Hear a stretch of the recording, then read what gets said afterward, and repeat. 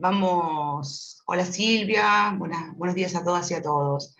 Vamos a dar inicio a esta segunda clase que tengo a cargo sobre limitaciones a los derechos y garantías. Nosotros en la clase anterior estuvimos haciendo una introducción de índole teórica, analizamos la sistemática constitucional en materia. Hola Luciano, en materia de derechos y garantías, evaluamos lo que es las implicancias de los principios de libertad e igualdad y cómo esos dos principios son transversales en toda nuestra Constitución. También estuvimos viendo todo lo relativo al principio de relatividad de los derechos y por qué precisamente este principio de relatividad de los derechos es el que nos lleva a hablar de la posibilidad de limitación a los derechos y garantías.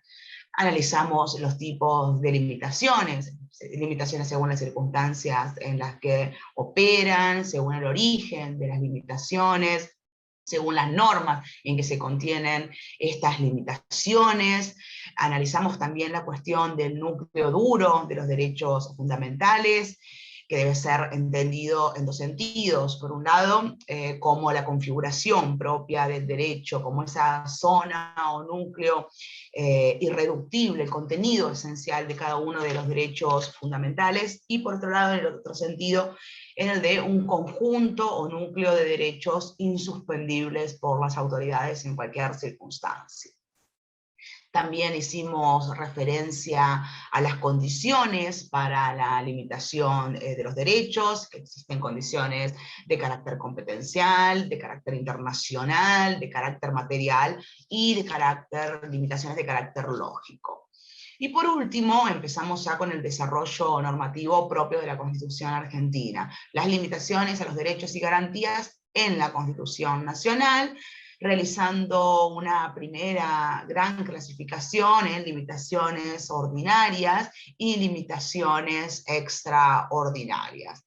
Dentro de las limitaciones ordinarias, señalamos que se encuentran presentes en nuestro texto la reglamentación y el poder de policía, y dentro de las limitaciones excepcionales nos vamos a encargar de 4 institutos en esta ocasión, que son los regulados por nuestra Constitución formal: el estado de sitio, la intervención federal, los decretos de necesidad y urgencia y la legislación delegada. En la clase anterior habíamos comenzado a desarrollar precisamente el principio de reglamentación, ese principio contenido en el artículo 14 de la Constitución, que nos indica que todos los habitantes de la nación gozan de los siguientes derechos. Ahí tenemos la nómina de derechos reconocidos conforme a las leyes que reglamentan su ejercicio. Artículo que obviamente es aplicable no solo para las disposiciones o los derechos consagrados en el artículo 14, sino a los siguientes derechos que se reconocen en el texto constitucional. Decíamos que la finalidad precisamente de esta facultad reglamentaria es la de armonizar el ejercicio de los derechos por parte de sus titulares, estableciendo condiciones al ejercicio de esos derechos. Y que las limitaciones a este principio de reglamentación, a esta facultad reglamentaria del Estado, vienen dadas por 3 principios. El principio de legalidad, reconocido en los artículos 14 y 19 de la Constitución, el principio de razonabilidad, básicamente consagrado en el artículo 28, y las derivaciones de este principio de razonabilidad que tienen que ver con el ejercicio del control de proporcionalidad.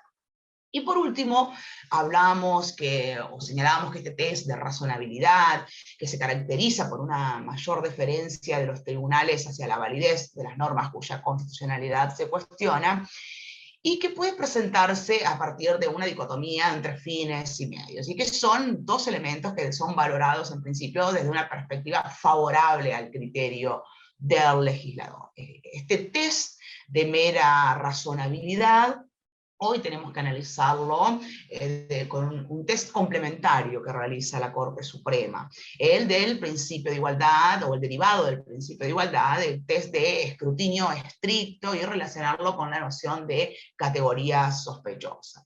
Recuerden que nuestra Corte ha hecho referencia de manera tradicional a ese control de razonabilidad que deben superar las normas cuando se controvierte su compatibilidad con la Constitución. pero que un nivel de análisis o escrutinio judicial lo ofrece, el llamado test de mera razonabilidad, y que en épocas más recientes la Corte ha denominado de este modo este análisis, mera razonabilidad, para contraponerlo a este otro nuevo tipo de examen más riguroso o estricto o intensivo, que es precisamente el escrutinio estricto. Pues bien, la Corte Suprema, ustedes han tenido, perdón, antes que nada, ¿han tenido algún inconveniente con el desarrollo de estos temas? ¿Han encontrado el material? Porque estamos ya de cara a la evaluación final de la materia. No sé si han participado en los foros, vi que por lo menos en el primer foro, volví a dejar el análisis de los foros para hacer alguna referencia al final de la clase, a tipo de evolución, porque me parecieron muy interesantes sus aportes. Bueno, nos centramos entonces en el escrutinio estricto. La Corte Suprema de Justicia de la Nación ha venido desarrollando un estándar de revisión exigente cuando el derecho en juego es precisamente el derecho de igualdad y las personas son tratadas de manera desigual a partir de determinadas características. Ya sea, puede ser sexo, nacionalidad, discapacidad, pobreza, motivos gremiales, etc. Las características son variadas y no es un número clausus, o sea, no los podemos enumerar de manera taxativa porque eso va creciendo, obviamente.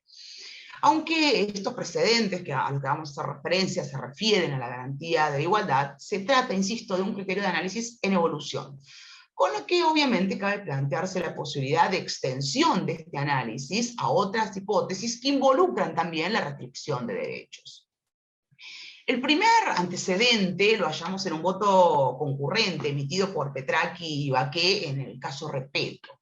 En esa oportunidad se estableció que ante los categóricos términos del artículo 20 de la Constitución Nacional, toda distinción entre nacionales y extranjeros, en lo que respecta al goce de los derechos reconocidos en la Constitución, se halla afectada por una presunción de inconstitucionalidad. Sobre esa premisa, en ese voto, se señaló que aquel que sostenga la legitimidad de la citada distinción debe acreditar la existencia de un interés estatal urgente para justificarla, y que no es suficiente a tal efecto que la medida adoptada sea meramente razonable. Entonces, considerando 7 del caso Repetto, ¿qué se hace en este test de escrutinio estricto? La Corte invierte la carga de la prueba. Quien alega la legitimidad de la medida debe probar específicamente esa legitimidad. Este voto lo que hace es poner de relieve el nacimiento de un ¿cómo, perdón? ¿Sí? ¿Alguna consulta? Bueno, un micrófono que se disparó. Bueno, este voto, como les decía, lo que hace es poner de relieve, de resalto, el nacimiento de un tipo de test de razonabilidad distinto del que venía aplicando la Corte Federal. Al menos aquí aparece en forma explícita una contraposición entre dos tipos de análisis. Uno en el que se presume la inconstitucionalidad de la norma, y otro en el que no rige tal presunción y examina simplemente la razonabilidad de la medida cuestionada. Este último es el de mera razonabilidad. Respecto del nuevo estándar, no se explicita en el voto en qué casos se considera que existe un interés estatal urgente o un interés estatal insoslayable, como se denomina en otra parte de ese mismo voto. Este tipo de examen, sin embargo, resulta comparable al que en la jurisprudencia norteamericana se denomina escrutinio estricto. La Corte Argentina tuvo la oportunidad de revisitar este test, de aplicarlo nuevamente, en diferentes composiciones del tribunal, y en otros casos que estaban en juego también el derecho a la igualdad. Y paulatinamente fue estableciendo los elementos que debe justificar, o respecto de los que va a recaer la argumentación, respecto de quién defiende la constitucionalidad de una norma. Ya sea que se trate de una ley o de cualquier otro tipo de normas generales. Esto vamos a encontrar precedentes muy importantes en esta materia, el caso Calvo y Pesini, el caso Huff, el caso Gottschalk, el caso Reyes Aguilera, el caso Mantecón Valdés, y entre los más recientes el caso Cisneros. Pero tal vez en Huff es donde aparecen con mayor nitidez los alcances de este tipo de análisis. Como hemos visto, en las normas infraconstitucionales que distinguen entre nacionales y extranjeros, o entre ciudadanos nativos o por opción y naturalizados, están están afectadas por una presunción de inconstitucionalidad, a menos que la parte interesada en defender su validez constitucional proporcione una justificación suficiente. Y esto lo que hace es obligar a una argumentación de 3 pasos que se refieren a los siguientes aspectos. En primer lugar, a la existencia de fines sustanciales y no meramente convenientes. En segundo lugar, a la existencia de medios que promuevan efectivamente esos fines. Y en tercer lugar, a la inexistencia de medios alternativos o menos restrictivos de los derechos en cuestión. Lo cierto es que este tipo de análisis conlleva una exigencia muy difícil de levantar por parte del Estado o de quien sostenga la constitucionalidad de la norma. En tal caso debe recordarse que la regla epistémica es que si luego de la argumentación subsisten las dudas acerca de la validez de la norma, prevalece la presunción de que ésta es inconstitucional. A diferencia de lo que nosotros estamos acostumbrados a pensar, que la norma se presume constitucional y quien alega su inconstitucionalidad tiene que probarlo o tiene que argumentar en ese sentido para convencer al tribunal. Cuando hablamos del caso de escrutinio estricto, recuerden, tenemos una inversión de la carga de la prueba. En el caso Cisneros, que era el de un grupo de mujeres que acciona contra la empresa de transporte de la provincia de Salta, contra Tadelma, para la inclusión de mujeres entre el plantel de choferes. Obviamente, ese caso, en primera y segunda instancia, en la provincia de Salta es rechazado, el Tribunal Superior Salteño también tiene una actuación poco destacada, les diría yo, y poco acorde con la reforma constitucional de 1994, y menos aún tiene en cuenta este test del escrutinio estricto, porque lo que considera básicamente es que no se ha destruido la presunción de constitucionalidad. Acá estamos hablando de un acto de particulares.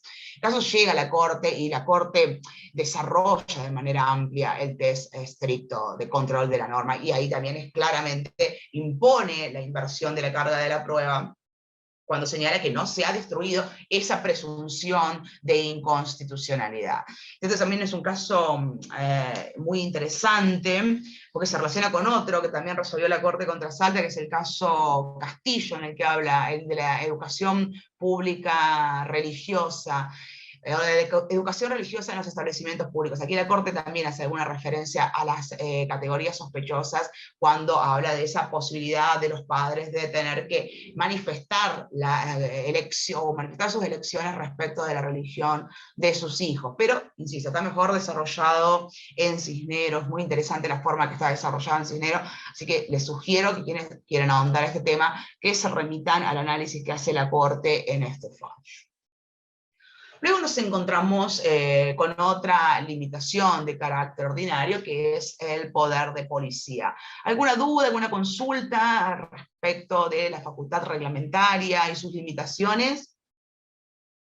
Este es un tema que ustedes tienen que analizarlo en clave teórica y en clave práctica, obviamente a partir de la jurisprudencia de la Corte. Porque como ven, si ustedes agarran un tratado de derecho constitucional de 10 años atrás o de 15 años atrás, para hablar de las limitaciones al ejercicio de la facultad reglamentaria se quedan cortas, porque van a hablar específicamente del principio de legalidad y del principio de razonabilidad. De hecho, muchos autores ni siquiera hacen referencia al test de proporcionalidad, solamente los que se dedicaban en ese entonces al derecho comparado, a analizar el derecho alemán, empiezan a hablar de la idea de control de proporcionalidad. Y de escrutinio estricto, menos aún. La cuestión de escrutinio estricto, yo les diría, en la doctrina argentina, de 15 años para atrás, no van a encontrar absolutamente nada, salvo, insisto, los que se dedicaban al derecho comparado, en este caso sobre todo del derecho norteamericano, a partir de un fallo muy interesante de la Corte americana, que es Carolyn Products. Se pueden ver el análisis que se hace de la nota 4, en este caso que habla del escrutinio estricto, en otras condiciones, ¿no? En otras condiciones no estamos hablando ya de aplicación del principio de igualdad. En Carolyn Products se habla del proceso de toma de decisiones democrática. Hay un análisis muy interesante de un autor que es John Hartilly, que habla precisamente, que plantea un control de constitucionalidad procedimental, y obviamente ese control de constitucionalidad procedimental cedería cuando nos encontramos ante casos de escrutinio estricto, formación de normas constitucionales o de la voluntad representativa, casos de minorías discretas e insulares, como le dice John Hartiri. Esto en cuanto, básicamente, o en lo referido al escrutinio estricto, como una limitación para el ejercicio de la facultad reglamentaria. ¿Algo aquí? ¿Han visto algún caso? ¿Han analizado? ¿Les ha tocado estar frente a algo así? ¿Evaluar alguna cuestión relativa al escrutinio estricto?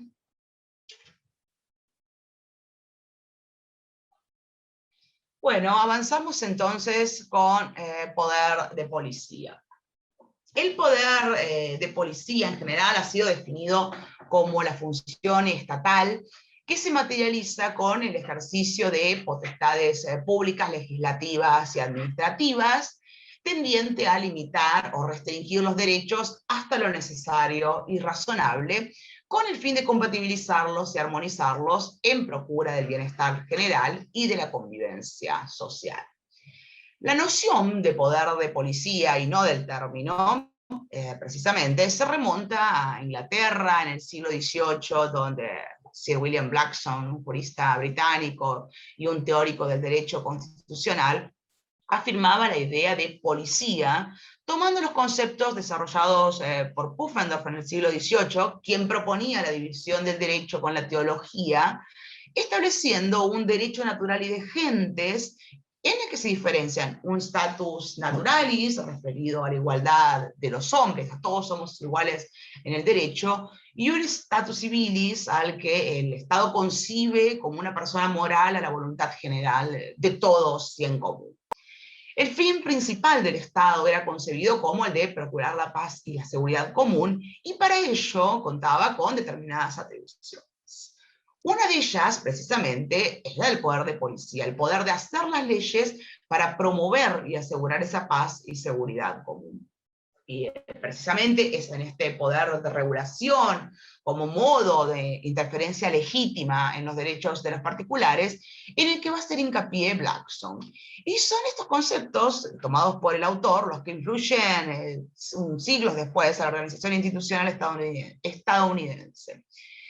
Siendo precisamente la Suprema Corte Federal de los Estados Unidos de Norteamérica, presidida en ese entonces por Marshall, en el caso Brown contra Estado de Maryland de 1827, quien da nacimiento al término poder de policía, police power, en el sentido que nosotros ahora lo entendemos. En nuestro caso, el poder de policía, estamos acostumbrados a decir que se deriva implícitamente, o se reconoce implícitamente en el artículo 14 de la Constitución, cuando sostiene que todos los habitantes de la nación gozan de los siguientes derechos conforme a las leyes que reglamenten su ejercicio. Esto, como señalamos, significa que no hay derechos absolutos y que su contenido y alcance debe estar establecido por el Poder Legislativo, por lo que el fundamento de las limitaciones legales a los derechos de las personas radica en la necesidad de hacerlos compatibles con algo. ¿Hacerlos compatibles con qué? Con el interés general o con el bien común, conforme surge de la interpretación a contrario sensu del artículo 19 de la Constitución, que alude al orden y moral pública y en la condición del no perjuicio a tercero como factores habilitantes de la reglamentación. Por lo tanto, el fundamento constitucional por el cual el Estado puede limitar el ejercicio de los derechos de las personas con la finalidad de garantizar la seguridad, el orden público, el bienestar general, la convivencia armónica, la moral pública, el bien común, está dado por estos artículos 14 y 19 de la Constitución. Y el límite de estas normas limitativas está dado por la misma Constitución en ese artículo 28, donde expresa que las leyes que se dictan no deben desnaturalizar los derechos.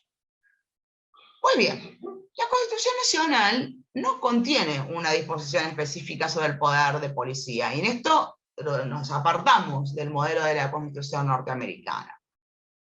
No obstante ello, en ambos sistemas constitucionales, la existencia de una potestad policial fue afirmada desde los albores del constitucionalismo, tanto por la jurisprudencia como por la doctrina. Y ahora bien, ¿a quién pertenece el poder de policía? Esta pregunta es clave, porque así piensen en esta pregunta porque así vamos a terminar la clase. ¿A quién pertenece el poder de policía? ¿A las provincias o al Estado federal? En los regímenes federales, en principio, los poderes no delegados por los estados o provincias al gobierno federal son retenidos por aquellos. Ustedes recuerdan el principio básico en de distribución de competencias. Acá, este tema de poder de policía, ustedes lo tienen que analizar, obviamente, en sus proyecciones prácticas, siempre considerando la distribución de competencias o el esquema de distribución de competencias que realiza nuestra Constitución Nacional. Entonces, en ese contexto, el poder de policía parecería ser uno de esos poderes que conservaron las provincias y no delegaron en el gobierno federal.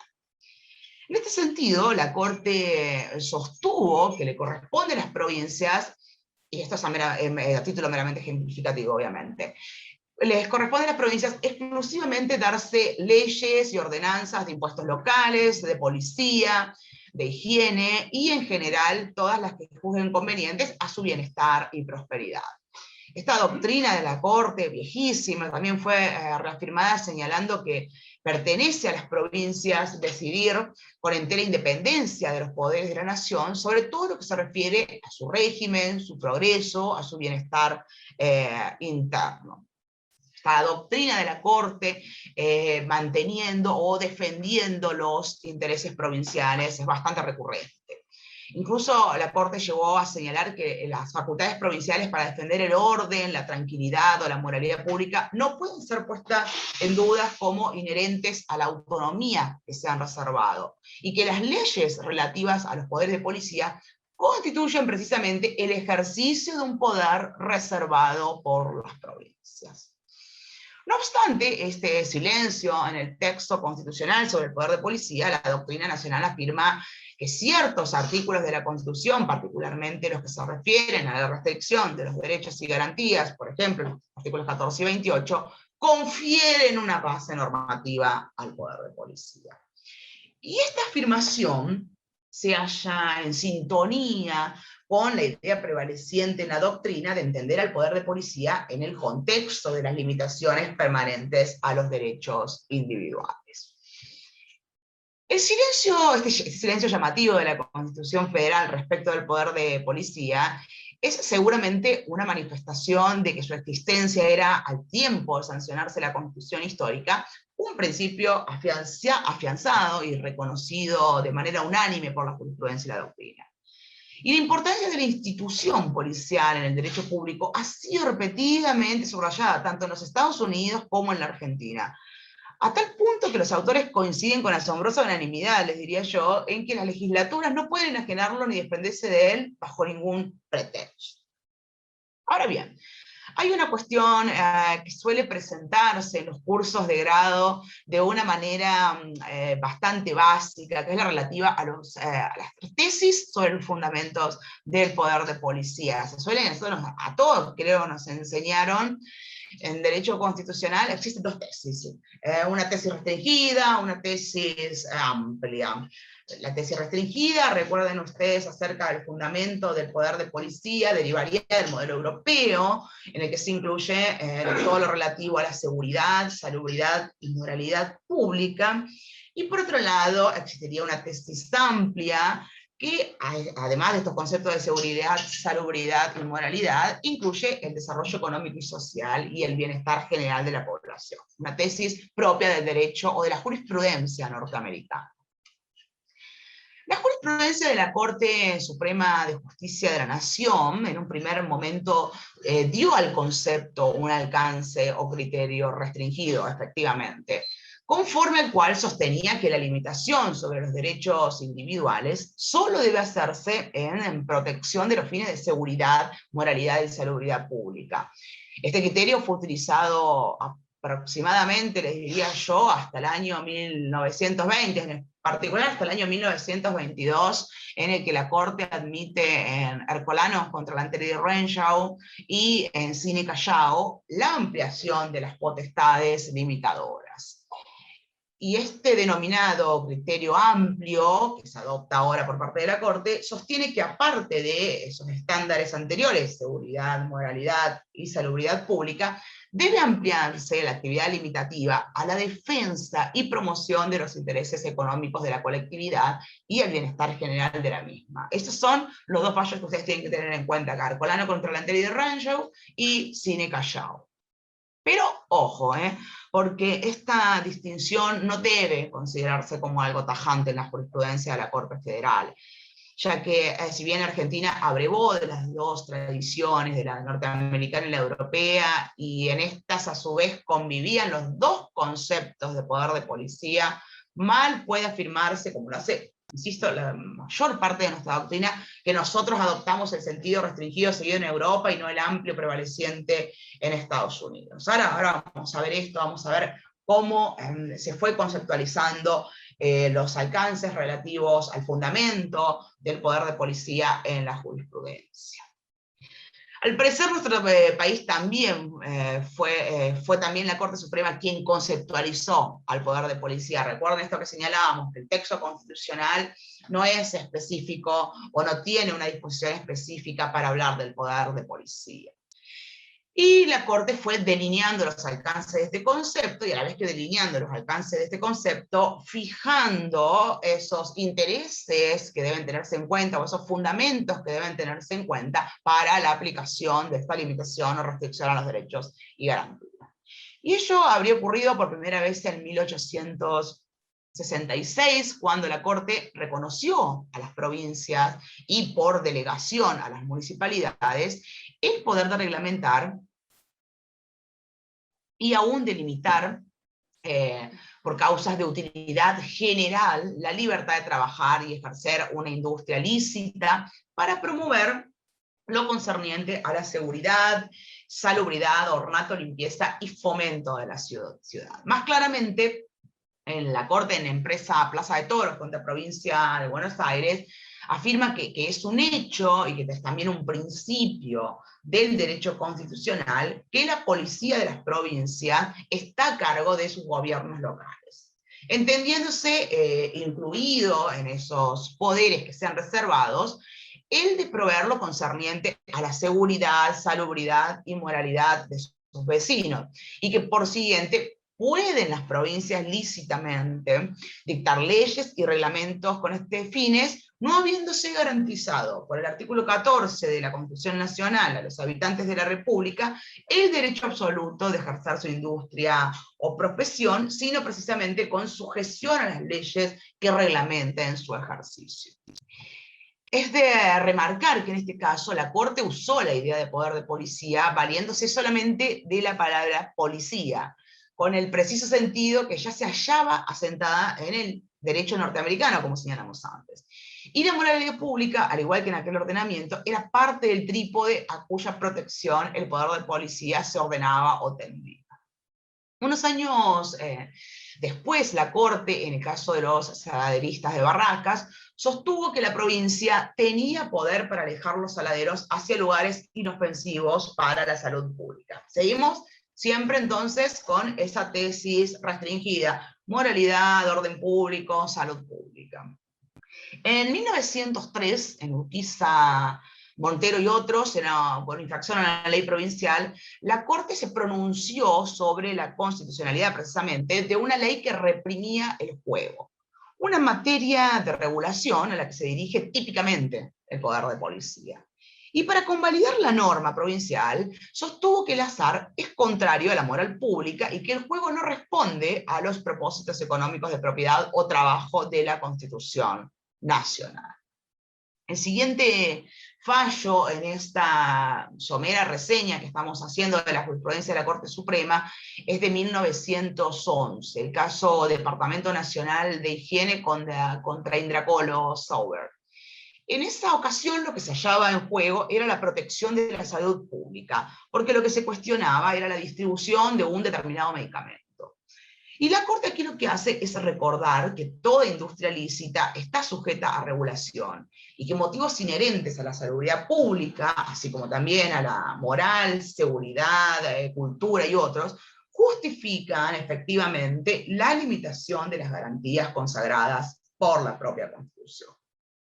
Algo similar argumentó la Corte en Belamendia contra Provincias de Buenos Aires, donde nuevamente se planteó una cuestión relativa a la salubridad pública. En este caso, si no me equivoco, era por un caso por la regulación del expendio de leche.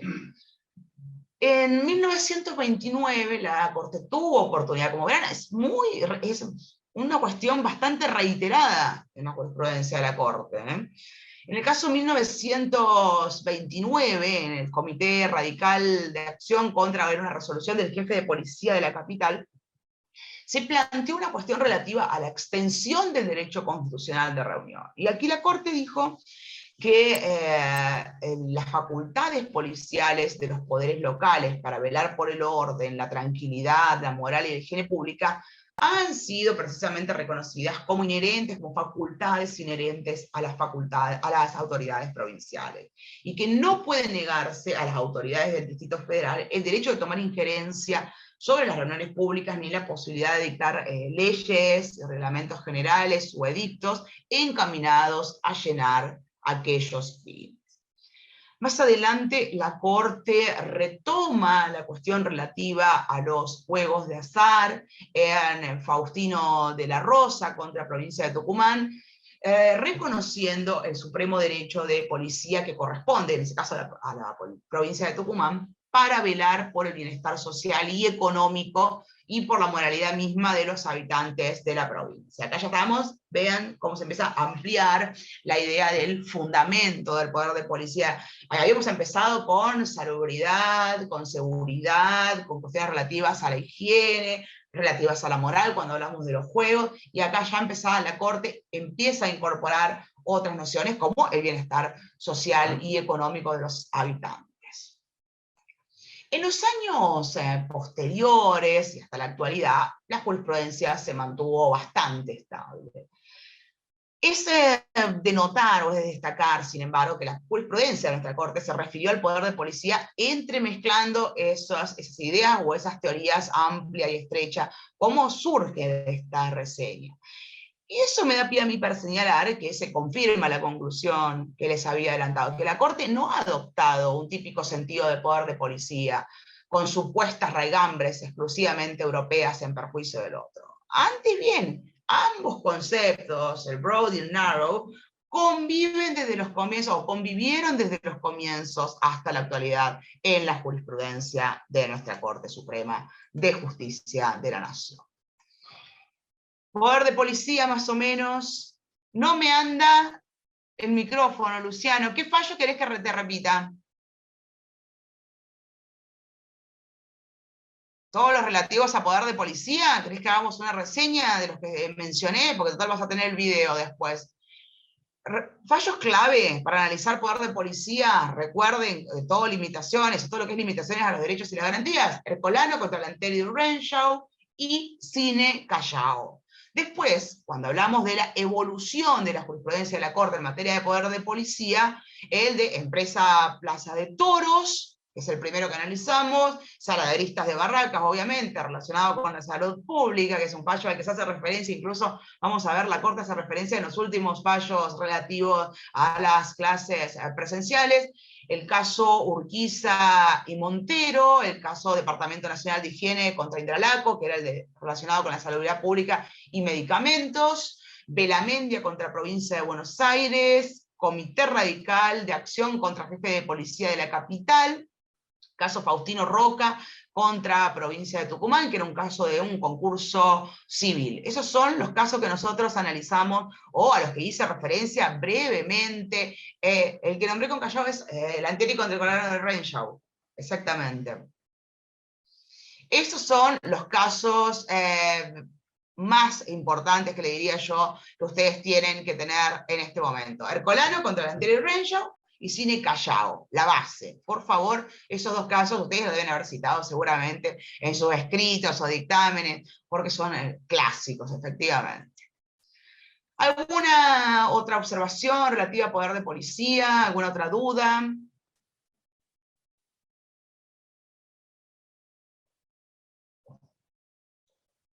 Pueden hacerlo de manera oral, pueden escribirlo al costado, como a ustedes les parezca más cómodo.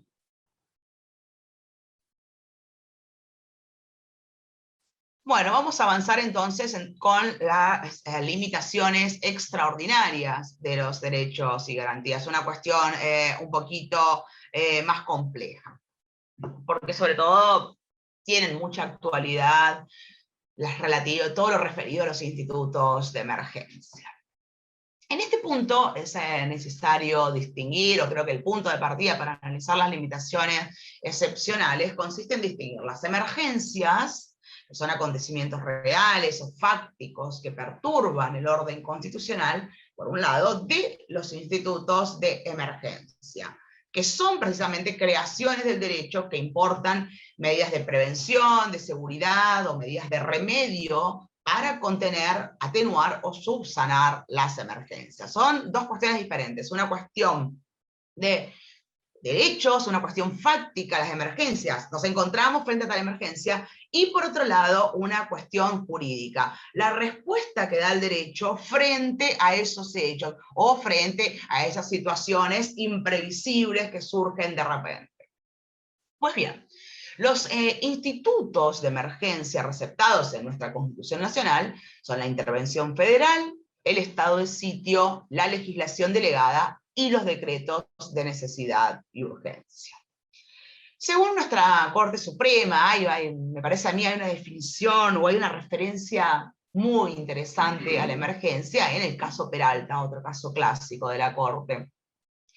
En el caso Peralta, la Corte señala que la emergencia abarca un hecho cuyo ámbito temporal difiere según circunstancias modales de época y de sitio, y que se trata de una situación extraordinaria que gravita sobre el orden económico y social, con su carga de perturbación acumulada en variable escasez, pobreza, penuria e indigencia, y origina un estado de necesidad al que hay que poner fin. ¿Por qué hablo, o por qué hago esta cita a Peralta? Porque hay que distinguir una cuestión que se suele utilizar por parte de los autores no ius publicista como sinónimos, el estado de necesidad y la emergencia. Algunos autores que no se dedican al derecho público o que tienen alguna base en el derecho penal pretenden equiparar estas ideas de estado de necesidad con la de emergencia, con el estado de necesidad en el que se encuentra una determinada sociedad o un determinado estado. Creo que el término correcto con el que tenemos que definir estas situaciones anómalas, imprevisibles, que tienen consecuencias de la más diversa índole. Nosotros tenemos emergencias sanitarias, emergencias políticas, emergencias económicas. Nosotros conocemos diversas emergencias en nuestro país. Tenemos un largo listado de emergencias a las cuales podemos hacer referencias. Emergencias institucionales. Si nosotros tenemos en cuenta precisamente las proyecciones de las situaciones de emergencia, podemos distinguirlas claramente del estado de necesidad, sea justificado o no justificante. Entonces, yo pido cierta precisión en el momento de utilizar los términos. Acá también hay alguna discusión entre los administrativistas y los constitucionalistas, obviamente, me imagino que se sentirán más tirados por el derecho administrativo, pero bueno, tengan en cuenta que la base para todo esto viene dada por la Constitución Nacional, y que eventualmente cuando ustedes tengan que realizar una presentación, elaborar algún dictamen, algún informe, el punto de partida es la Constitución.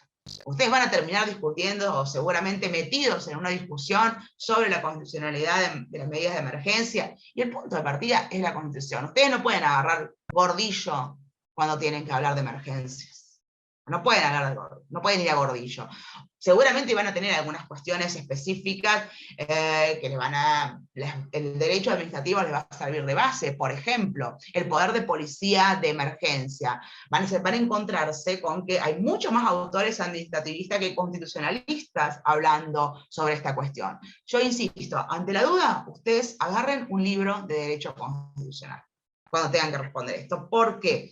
Porque si ustedes ven la jurisprudencia de la Corte Argentina, no van a encontrar una sola cita a un administrativista fundando la constitucionalidad o no de las normas de emergencia. Y eso debería ser para ustedes un indicio de para qué lado deben correr.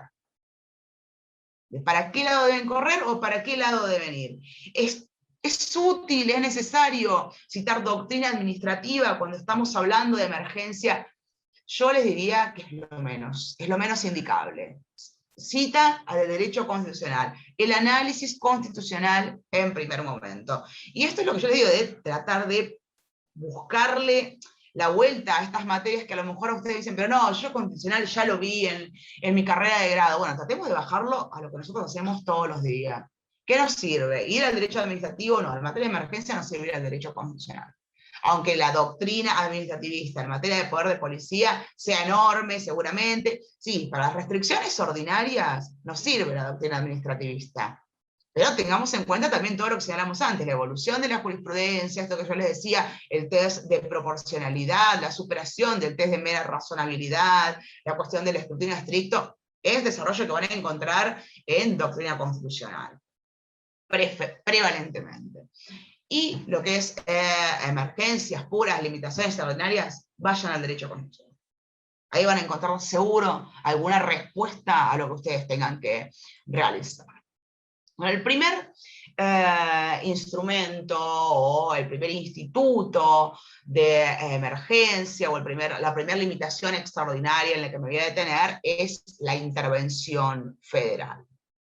La intervención federal, como todos ya saben, tiene como finalidad garantizar la forma republicana de gobierno, repeler invasiones extranjeras, o bien cuando hay una requisición de las autoridades constituidas para sostenerlas o restablecerlas, o cuando existe una invasión de una provincia respecto de otra provincia. Este instituto está caracterizado en los artículos 5 y 6 de nuestra Constitución Nacional, y a partir de la reforma de 1994, en el artículo 75, inciso 31, relativo a las atribuciones del Congreso, y en el artículo 99, inciso 20, relativo a las atribuciones del Poder Ejecutivo Nacional. A grandes rasgos, ¿cuáles son los efectos de la intervención federal? La posible intervención de los poderes provinciales y de la CABA, dependiendo obviamente según la amplitud de la intervención dispuesta. Un repaso rápido. Causales de procedencia, ¿recuerdan ustedes? Tenemos que distinguir la intervención que se ordena per se, cuando es para garantizar la forma republicana de gobierno, para repeler invasiones extranjeras, o cuando existe una invasión de provincia a provincia. Y por otro lado tenemos la intervención federal a requisición de las autoridades provinciales, obviamente, es cuando es para sostenerlas o restablecerlas en caso de que hayan sido depuestas por la sedición. Y estas diferencias también son importantes para tener en cuenta el órgano que la declara. ¿Por qué? Porque digo, ¿cuál órgano que la declara? Ya vamos a ver cuáles son los antecedentes precisamente de la intervención federal. ¿Órgano que lo declara?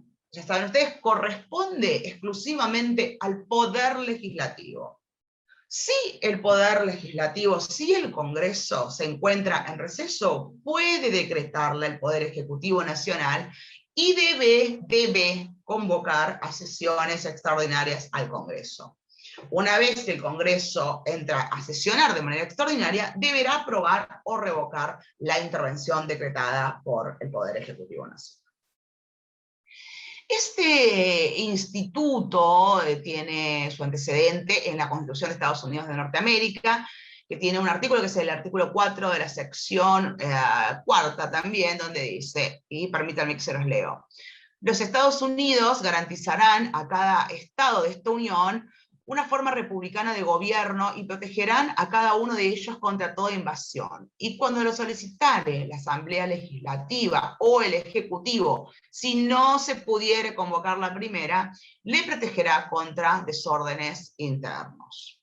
Este es el antecedente más antiguo y directo de la institución, pero que no fue incorporado como tal en la Constitución argentina, sino, como ustedes ven, con cambios sustanciales. La Constitución norteamericana, por ejemplo, utiliza el término proteger, a diferencia de la Constitución argentina, que usa el verbo intervenir.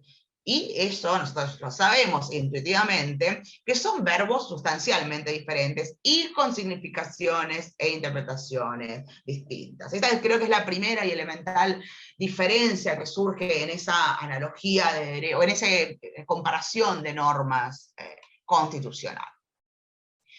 En la historia constitucional argentina se manifiestan dos antecedentes. En primer lugar, uno en el Pacto Federal de 1831, que se establecía una protección común entre las partes firmantes. Y se disponía que en su artículo 13, si llegara el caso por alguna... si llegara el caso de ser atacada la libertad e independencia de alguna de las 3 provincias litorales por alguna otra de las que no están en el presente tratado o en la presente federación, o por cualquier otro poder extraño, la auxiliarán las otras 2 provincias litorales, con cuantos recursos y elementos estén en la esfera de su poder. Miren de lo que estamos hablando, Pacto Federal de 1831, un pacto interprovincial que ya contenía una expresa referencia a lo que se denomina hoy, o lo que nosotros hoy entendemos como intervención federal. Autores como Ekmejian sostienen al respecto que el auxilio de las fuerzas militares confederadas fue precisamente un instituto de garantía recíproca de las provincias cuando la libertad e independencia de alguna de ellas se viera amenazada.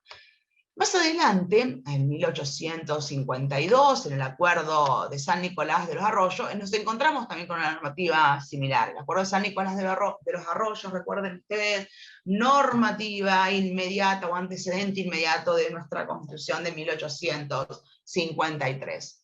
El acuerdo, precisamente en el Acuerdo de San Nicolás de los Arroyos, en el artículo 14 se establecía lo siguiente: si lo que Dios no permita, la paz interior de la República fuese perturbada por hostilidades abiertas entre una u otra provincia, o por sublevaciones armadas dentro de la misma provincia, queda autorizado el encargado de las relaciones exteriores para emplear todas las medidas que su prudencia y hacendado patriotismo le sugieran para restablecer la paz, sosteniendo las autoridades legalmente constituidas.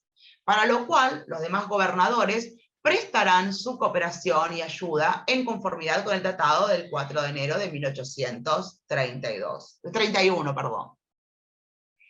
Estos 2 artículos incorporados en nuestros pactos preexistentes, si bien no refieren precisamente a la institución de la intervención federal propiamente dicha, como se la conoce en el constitucionalismo posterior, manifiestan claramente la voluntad de las provincias soberanas de otorgar y preservar la defensa de las instituciones en cada una de ellas y consolidar la protección común entre aquellos estados que pretendían conformar un estado federal. La redacción del artículo 6 incorporado a la Constitución del 53 desató polémicas desde antes de su nacimiento, y yo le diría, las dos personas que más discutieron al respecto fueron, o la discusión más encarnizada es la de Alberdi y Sarmiento, respecto del artículo 6 y la intervención federal. ¿Y por qué? Porque inicialmente el proyecto de la Constitución propuesto por Alberdi, en su artículo 5 decía, interviene sin requisición en su territorio al solo efecto de restablecer el orden perpetuado por la sedición. Pero es de aquí que el análisis de los constituyentes que en 1853 le dieron otra redacción, por lo que quedó con la manera que nosotros conocemos hoy, que dice: el gobierno federal interviene con requisición de las legislaturas o sin ella en el territorio de cualquiera de las provincias, al solo efecto de restablecer el orden público perturbado por la sedición o de atender a la seguridad nacional amenazado por un ataque o peligro exterior. Redactado de esa manera, el artículo dio lugar a diversas interpretaciones, y la Convención Constituyente de 1860, una vez incorporada a Buenos Aires a la Confederación, lo modifica con los términos en los que nosotros lo conocemos actualmente. ¿Y cuál era el centro de la discusión? Bueno, el centro de la discusión era nada menos que la naturaleza misma del instituto y su interacción con el federalismo y las autonomías provinciales. es precario el equilibrio que se sostiene en el tema de la aplicabilidad de las intervenciones federales, sin que ésta no afecte la esencia del federalismo originario de las provincias. Estas discusiones prosiguieron durante un largo tiempo. Lo cierto es que, bajo el pretexto de subsanar confusiones y proteger las autonomías provinciales, se introdujo una nueva especie de intervención, que es la denominada intervención represiva, utilizada muy frecuentemente como un arma política de los gobiernos centrales para avasallar las autonomías provinciales. Y la historia de la intervención federal en nuestro país, en la historia de nuestro país, es la historia de los desencuentros entre la nación y las provincias. ¿Por qué? Porque durante los 123 años que transcurrieron entre 1853 y 1976, se ordenaron 174 intervenciones provinciales. Estos números son el mejor indicador o el mejor registro del uso y abuso que se hizo o que hizo el gobierno federal del Instituto de la Intervención. En especial si se tiene en cuenta que los datos que se presentan no incluyen las numerosas situaciones de allanamiento a la autonomía provincial decididas por los gobiernos militares que se sucedieron, solos, interrumpidos por breves intervalos democráticos y semidemocráticos desde 1930. Considerado un remedio extremo por la Constitución Nacional, los sucesivos gobernantes apelaron al instrumento de la intervención federal en forma reiterada, y la mayoría de las veces, le diría yo, para subordinar el poder provincial al dictado de Buenos Aires. Prueba de ello es el procedimiento elegido para ordenar la intervención. De todas estas intervenciones a las que hemos hecho referencia, estas 174 intervenciones, tan solo el 32% de ellas fueron decididas por el Congreso de la Nación. El resto, es decir, el 68%, fueron dispuestas por decreto del Poder Ejecutivo, sin darle la intervención constitucionalmente requerida al Poder Legislativo.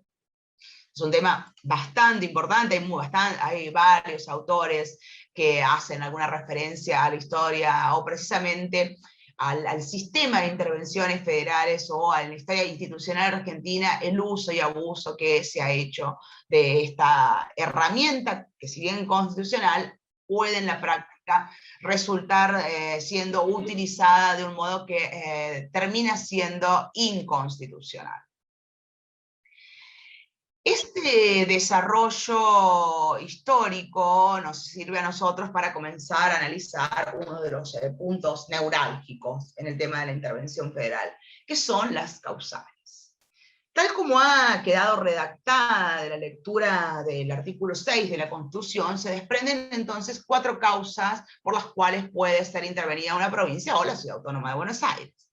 2 de ellas a solicitud de los entes locales, a efecto de sostener o restablecer las autoridades constituidas, y 2 de ellas destinadas a reconstituir o a restaurar la forma republicana de gobierno.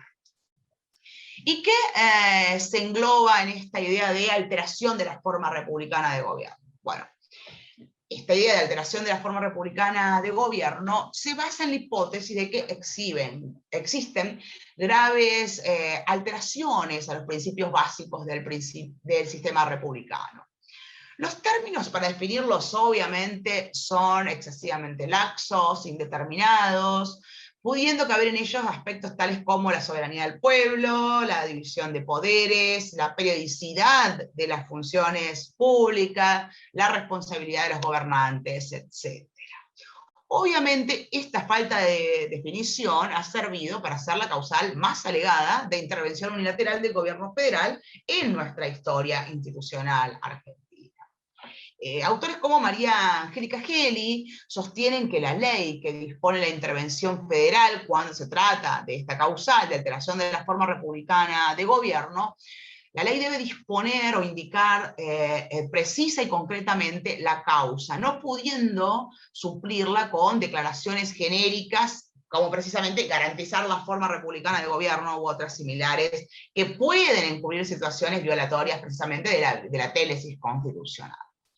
Y dentro de esta causal también pueden encontrarse otras situaciones, las situaciones relativas a los conflictos locales de poderes, que a diferencia de otras intervenciones, tiene por objeto sustituir, ya sea total o parcialmente, las autoridades locales, y debe tenerse en cuenta que no todo conflicto de poder local tiene la entidad de poner en riesgo el sistema republicano. Ojo con la referencia a los conflictos de poderes locales. Y por otro lado, la cuestión del vacío de poder, cuando uno de los poderes del Estado provincial no puede funcionar.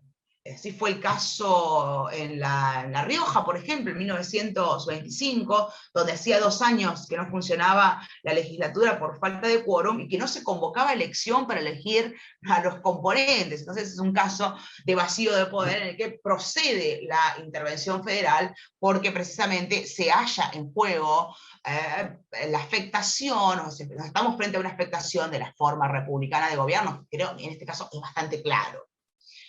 Luego, por otro lado, tenemos la situación de la invasión exterior. Se trata entonces de una intervención federal destinada o tendiente a repeler tal invasión, protagonizada obviamente por un Estado extranjero.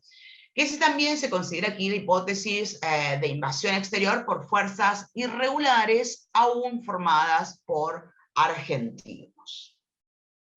También nos encontramos con la causal de sedición, que es la hipótesis en que se ha depuesto a la autoridad constituida de una provincia, entendiéndose la sedición como cualquier alzamiento, pero que sea apto para afectar la estabilidad de las autoridades constituidas de una provincia. Nos encontramos también con la hipótesis de invasión de otra provincia, que comprende el caso de invasión de una provincia por otra, que sería un caso de guerra civil, o el de invasión de una provincia desde otra por grupos irregulares. Y por último, la hipótesis de alzamiento de una provincia contra la nación, que si bien no es un supuesto mencionado por el artículo 6, se estima que sí corresponde declararla cuando una provincia lo hace contra la otra, y ya que las mismas razones justificarían la intervención si ésta se hace contra la nación. Clara la cuestión de las causales de procedencia. Yo entiendo que este tema ustedes ya lo han visto, pero hay que hacer algún repaso al respecto. Pues bien, bajo diferentes nombres, los autores lo que hacen es definir las clases de intervención. Sin embargo, están de acuerdo en general que esta intervención federal en las provincias debe cumplir con alguno de los 2 roles que señalan: la intervención auxilio o la intervención castigo o sancionadora. La intervención auxilio es la que procedería en los supuestos en los que una provincia sufre alguno de los actos dañosos mencionados por el artículo 6 de la Constitución Nacional. Y la intervención castigo o sancionadora sería aquella que queda habilitada cuando una provincia incumple las obligaciones constitucionales derivadas del artículo 5. Autores como Ekmejian la llaman intervención protectora a la primera, y agregan que en ella en realidad no se interfiere con las autoridades de la provincia, sino que solo se le auxilia militarmente o se rechaza la invasión exterior. Y denomina a esta segunda intervención represiva. Y aclara que sí, en este caso, es donde se sustituyen a las autoridades, a los poderes constituidos provinciales, ya sea de manera total o de manera parcial. Ekmejian también agrega a esta caracterización la denominada intervención anticipada, que si bien no se encuentra o no está expresamente regulada en nuestro texto constitucional, tuvimos un caso en la historia institucional argentina, ya que en el año 1962 hubo una intervención de varias provincias al haber ganado en ellas varios candidatos peronistas bajo el pretexto de que existían vínculos entre ellos y el proceso subversivo que se intentaba remediar. Por su parte, Vidar Campos efectúa una descripción compuesta, teniendo en cuenta si la intervención ha sido o no solicitada por la provincia, entonces sería por sí solo, para garantizar la forma republicana de gobierno o repeler invasiones exteriores, o bien con pedido de las autoridades provinciales para sostenerlas o restablecerlas si han sido depuestas por la sedición o bien por invasión de otra provincia. ¿Y por qué insisto con estas clasificaciones? Bueno, porque al clasificarlas de este modo, según se trate de cada situación, el autor permite vislumbrar que la intervención que dispone el gobierno federal por su propia iniciativa puede ser a su vez una facultad y una obligación, así como también puede operar como sancionatoria o como restauradora. Y Vidercampo lo que hace, además, es remarcar que en cualesquiera de los supuestos posibles, el artículo 6 es el que fija las condiciones y causales para la intervención, y que el gobierno federal no puede ni debe actuar discrecionalmente. Si se evade el marco del citado artículo 6, es fácil sostener que estamos frente a un caso de inconstitucionalidad. ¿Qué podemos decir respecto del órgano competente? El artículo 6 es bastante claro en este sentido. La reforma de 1994 ha venido a echar luz en esto. El artículo 6 no definía cuál es el poder del gobierno federal al cual corresponde el dictado de la intervención federal. Así ustedes seguramente recordarán el caso Orfila, en el que la Corte Suprema se pronunció en el sentido de que dicho poder estaba conferido de manera implícita al Congreso. Sin embargo, nosotros vemos en la historia institucional que existen muchos casos donde la intervención se produjo mediante decretos del Poder Ejecutivo. Tengan en cuenta esos números que les señalé antes, 32% versus 68% de las intervenciones decretadas hasta el 76, estamos hablando, desde 1853 hasta 1976. Estas intervenciones, la característica que tienen es que casi en su totalidad fueron intervenciones de carácter represivo y fueron utilizadas muchas veces con fines partidistas subalternos. Durante los años previos a la reforma, se suscitaron varias causas judiciales en las que se discutía la facultad del Poder Ejecutivo de disponer la intervención federal de una provincia, estando reunido el Congreso, como así también la ampliación de una intervención ya ordenada. En los casos Rossi Civil y en el caso Romero Feris de 1992, se cuestionó precisamente la validez del decreto que había dispuesto a ampliar al Poder Judicial de la provincia de Corrientes la intervención federal que ya regía para el Ejecutivo local. Y se argumentó que estando reunido el Congreso, no correspondía al Poder Ejecutivo Nacional dictar semejante medida. Lamentablemente, la falta de independencia de la Corte Suprema en esos tiempos llevó a que se convalidara lo actuado mediante la doctrina de las cuestiones políticas no justiciables y con interpretaciones, les diría, alambricadas de las normas constitucionales. Obviamente la doctrina y la propia jurisprudencia posterior tomaron nota de ello, y esta situación fue subsanada luego de la reforma de 1994, al disponerse expresamente en el artículo 75, inciso 30, que la atribución para dictar la intervención es una atribución propia del Congreso Federal. Sin embargo, obviamente, como toda nuestra disciplina, es sin embargo, o regla general y excepción, se autoriza al Poder Ejecutivo a decretarla durante el receso del Congreso, pudiendo éste luego aprobarla o revocarla. Lo que no se hizo fue prever una tercera alternativa, como sí se hace con el estado de sitio, que es la que se produce con más frecuencia y que es la relativa al silencio del Congreso. ¿Qué pasa con el silencio del Congreso cuando no aprueba o revoca expresamente la intervención decretada por el Ejecutivo? En definitiva, no puede soslayarse la trascendencia de esta reforma producida en 1994, de indicar expresamente en el inciso 31 del artículo 75 que esta facultad de intervenir las provincias o la ciudad de Buenos Aires compete al Congreso de la Nación, y que además puede aprobar o revocar la intervención decretada por el Poder Ejecutivo durante su receso. Y a su vez, el artículo 99, inciso 20, que prescribe que si el Poder Ejecutivo decreta una intervención durante el receso del órgano legislativo, lo debe convocar a sesiones extraordinarias simultáneamente para dicho tratamiento. Estas son las discusiones relativas a las causales, discusiones relativas al órgano que lo declara. Creo que la Constitución o la reforma de 1994 zanja esas discusiones. Ahora queda un tema todavía, relativo a los efectos de la intervención. Acá, o en esta cuestión, hay que hacer una distinción que a ustedes les puede parecer semántica, pero no es tan semántica como parece.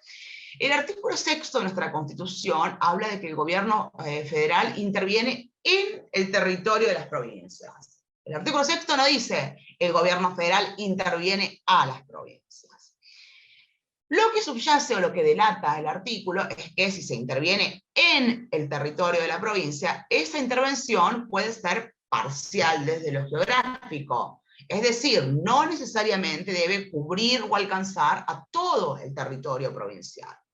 Y también entonces debe distinguirse, y por eso es que hacía referencia a esas clasificaciones de los tipos de intervenciones, debe distinguirse si la intervención es represiva o si la intervención es protectora.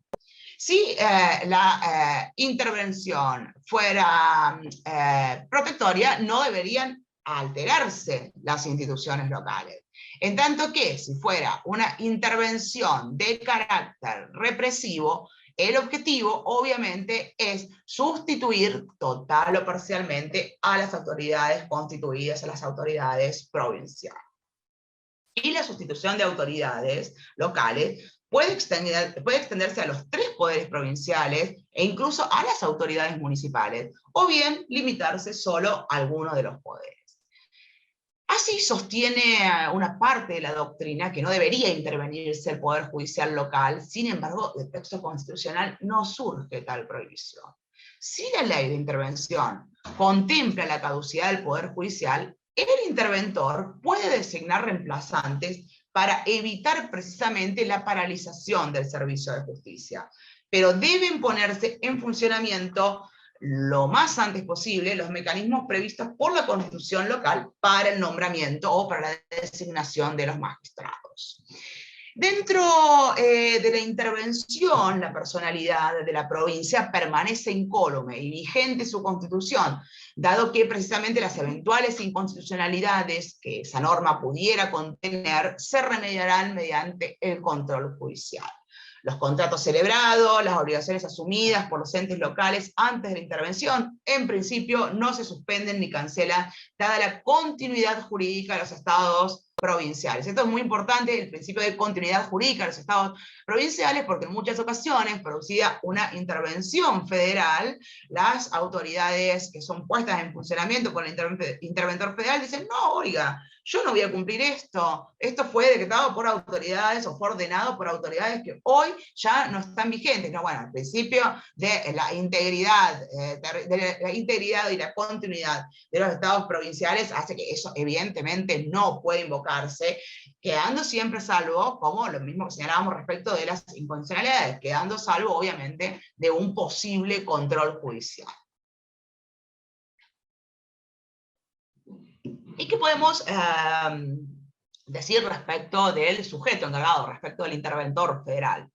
Bueno, la ejecución del acto declarativo de la intervención es llevada a cabo por un conjunto de funcionarios ad hoc, cuyo jefe o cuya cabeza recibe el nombre de interventor federal. Es un funcionario designado específicamente para esa función o para ese acto por el Poder Ejecutivo Nacional.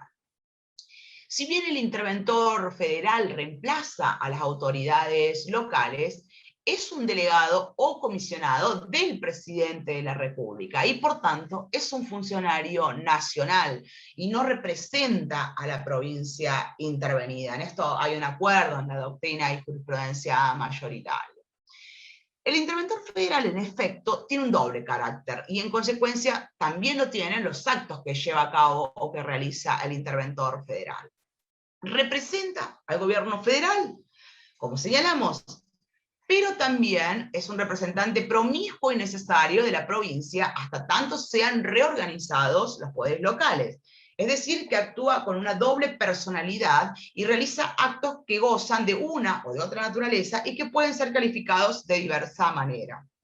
Así, por ejemplo, se ha sostenido que los actos de los interventores federales en una provincia no pierden su carácter local en razón del origen de la investidura de dichos funcionarios, aun cuando estos sean precisamente representantes directos del gobierno nacional, respecto del cual asumen su condición de agentes. Es decir, que no son funcionarios de las provincias, pues sustituyen a las autoridades locales y ejercen las facultades que la Constitución Nacional, que la Constitución Provincial y que las leyes respectivas le reconocen.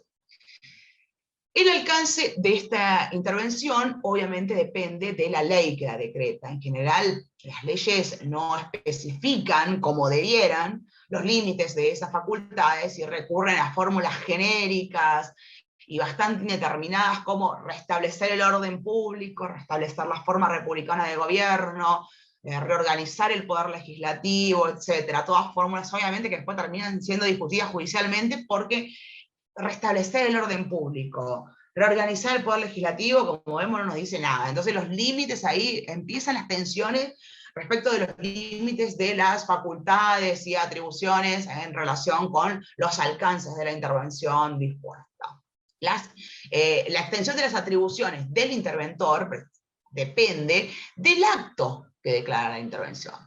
Si lo que se interviene es el Poder Ejecutivo Provincial, el interventor hará las veces de gobernador. Si se interviene el Poder Legislativo Provincial, el interventor reemplazará a la legislatura, pudiendo dictar decretos leyes, por ejemplo. Si se interviene el Poder Judicial, el interventor puede remover los jueces actuales, es decir, ponerlos en comisión, y entonces pierden su inamovilidad, y designar otras. Pero, ojo, no puede ejercer funciones judiciales por sí mismo. Lo que hace el interventor en caso de intervención al Poder Judicial es poner los jueces en comisión, que lo único que hace es perder, o la única implicancia que tiene es que pierden inamovilidad, pero el interventor no puede o no se puede arrogar funciones jurisdiccionales, precisamente por la naturaleza de las funciones jurisdiccionales. Y teniendo en cuenta que se trata de funcionarios de excepción y temporarios, su gestión debe limitarse obviamente al mínimo imprescindible para cumplir el objetivo fijado, que debería estar específicamente declarado en la ley que dispone la intervención federal. El interventor no puede asumir facultades delegadas por las provincias en el gobierno federal, y sus actos dentro del marco legal de la intervención y en uso de las atribuciones provinciales obligan a las provincias. Sin embargo, la responsabilidad por los excesos del interventor o por incumplimiento de la Constitución y las leyes locales no pueden adjudicarse a las provincias ni se resuelven afectando el patrimonio, obviamente, de los entes locales. La intervención federal, en definitiva, no hace desaparecer a la provincia como persona jurídica distinta del Poder Ejecutivo Nacional, y los actos del interventor federal son susceptibles de ser revisados judicialmente, porque negar la intervención de la Corte Suprema implicaría dejar inerme al Estado provincial frente al actuar de un delegado del Estado Nacional. ¿Y qué podemos encontrar en la jurisprudencia precisamente respecto del control judicial de la intervención? No es un tema novedoso para la Corte Suprema. Ya de lo que es obviamente discutido respecto de la intervención de la Corte, o se imaginarán, el punto ¿es una cuestión política no justiciable o no es una cuestión política no justiciable? Bueno, ya desde antiguo, en el fallo Cuyen, la Corte dispuso que la intervención nacional en las provincias, en los casos en los que la Constitución la permite o prescribe, es un acto político por su naturaleza, cuya verificación corresponde exclusivamente a los poderes políticos de la nación, y por ende sus decisiones al respecto no pueden ser controvertidas por el Departamento Judicial. Cuyen contra Llerena, entonces, ¿qué nos dice? Intervención federal, cuestión política no justiciable. Autores como Vidal Campos discrepan, porque entienden que por más que el acto sea político, no significa con ello que escape al control judicial de constitucionalidad. Por ende, no le reconoce a la intervención el carácter de, o la categoría de cuestión política no judiciable. En cambio, la mayoría de la doctrina sostiene que solo son controlables judicialmente los actos del interventor que excedan el soporte normativo de la intervención o que incumplan la Constitución Nacional y las leyes federales y que afecten derechos constitucionales. Un caso típico, casos típicos en los que recuerdo que se ha llevado a cabo el control de constitucionalidad luego de una intervención federal tienen que ver con pasar a los jueces en comisión, precisamente. Cuando el interventor federal pasa en comisión a los jueces, luego de terminada la intervención federal, obviamente esos jueces quieren recuperar su inamovilidad y pretenden que se los reinstalen. Un caso no muy viejo que pasó en la provincia luego de la intervención de Santiago del Estero, estoy tratando de recordar el nombre del juez que había iniciado esa causa, precisamente en el que son de estas cuestiones específicas, pero que ya no tiene que ver con la decisión o no de declarar la intervención federal, sino que tiene que ver con los actos que podría haber realizado en exceso el interventor designado por el Ejecutivo Nacional. La mayoría, en definitiva, sostiene que es una cuestión política no justiciable, salvo esto, los actos del interventor. Por otro lado, la jurisprudencia también ha dicho que existen diferencias entre el acto por el que se dispone la intervención, ya sea una ley o un decreto del PEN, de los emitidos como consecuencia de dicho acto. El primero revestiría el carácter de acto institucional, y por lo tanto no daría lugar a una impugnación ante la justicia, es decir, que sería no justiciable, una cuestión política no justiciable. Y en el caso de la intervención federal, los jueces no pueden indagar la pertinencia de los motivos que guiaron a su dictado, cuestiones de mérito y conveniencia, oportunidad, mérito y conveniencia. Por ejemplo, no pueden indagar cómo es que se invoca la cuestión de garantizar la forma republicana de gobierno, y entrar a razonar si realmente dicha forma se haya subvertida o afectada luego de controlar la posibilidad constitucional de la materia y su dictado, acorde al sistema y a las causas que la propia Constitución establece. En definitiva, insisto, ¿qué sería una cuestión política no justiciable? La decisión, el acto institucional de ordenar la intervención federal, luego una cuestión diferente, lo que realiza el interventor. Eso podemos discutir qué se realiza dentro del ámbito del control, qué queda dentro del ámbito del control jurisdiccional o no. Actos del interventor pareciera ser algo bastante obvio cuando estos han obrado en exceso de sus atribuciones, incluso afectando las disposiciones constitucionales locales. O para agregar algo que no les haya quedado claro respecto a la intervención.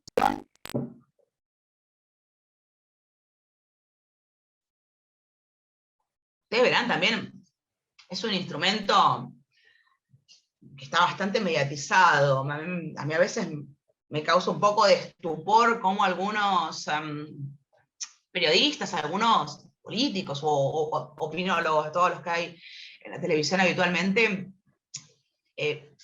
van pregonando la necesidad de las intervenciones federales o continuamente insisten con utilizar este remedio que es excepcional en nuestra Constitución.